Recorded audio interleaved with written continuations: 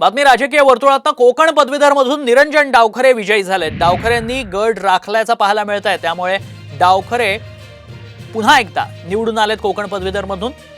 निरंजन डावखरे हे भाजपचे उमेदवार आहेत। रमेश कीर यांचा त्यांनी पराभव केला, त्यामुळे डावखरे हे आघाडीवर होते। अखेर डावखरेंचा विजय झालाय।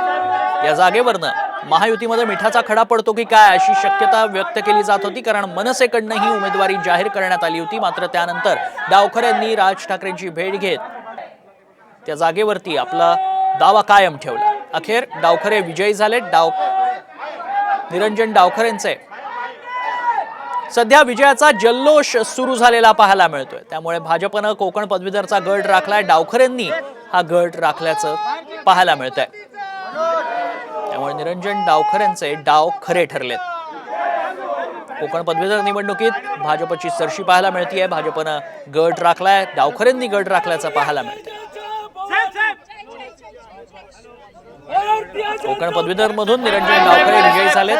सध्या इथं जल्लोष पाहायला मिळतो। ही एक्सक्लुझिव्ह दृश्य आपण साम टीव्हीवर पाहतोय।